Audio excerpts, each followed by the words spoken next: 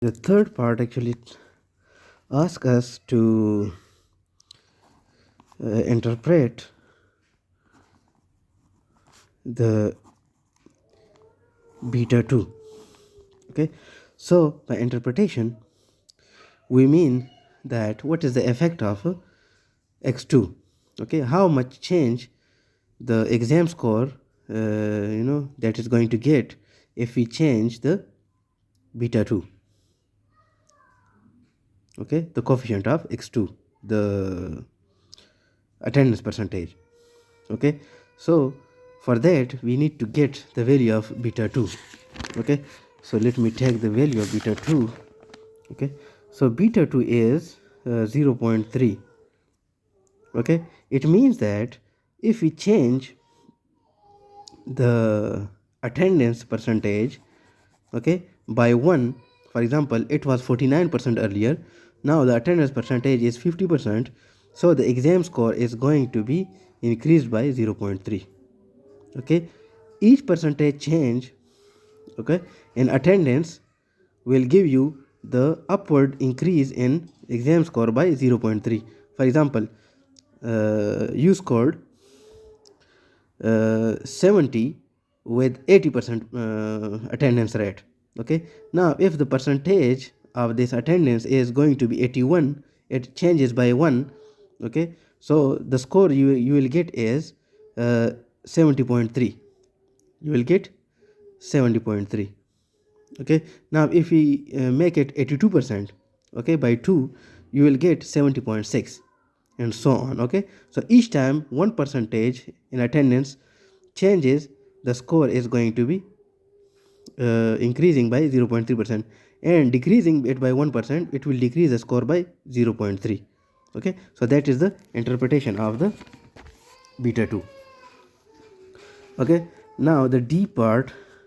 Okay, we have a part D which says that the find 95% confidence interval for beta 1 estimate. Okay, so for that we have a confidence interval of anything. Okay, for example this is beta 1, so we will get beta 1 plus t of alpha by 2 degree of freedom into squared error of beta 1 estimate. Okay, so t of 0.05 by 2 and degree of freedom is 37, as we already did it in the previous clip.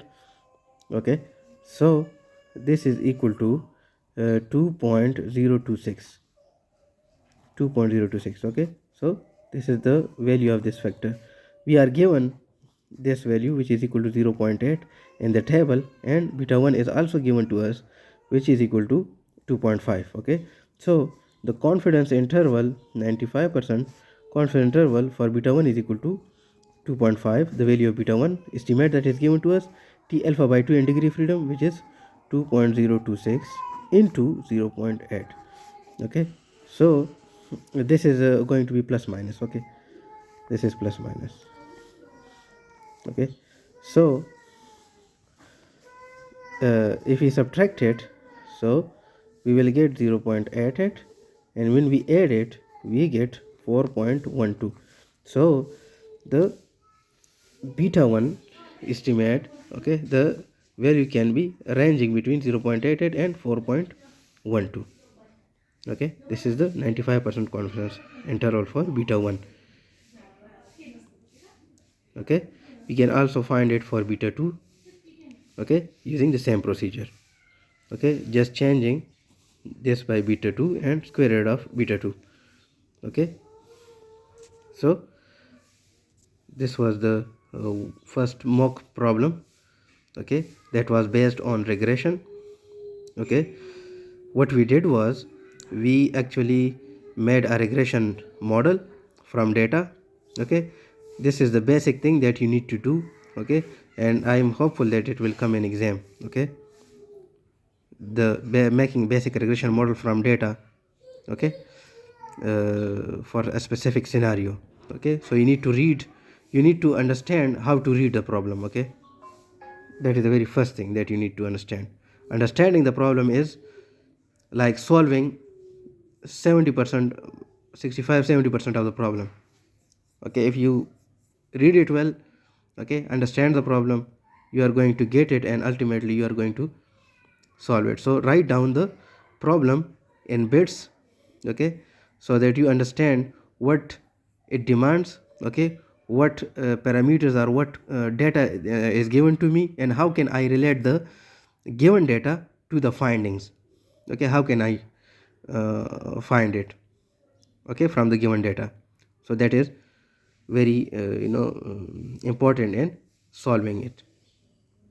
Okay, so the key concept that were used over here are the t-test for the regression coefficients, okay, confidence interval, and OLS estimates. Okay, so you need to understand these. Okay, thank you.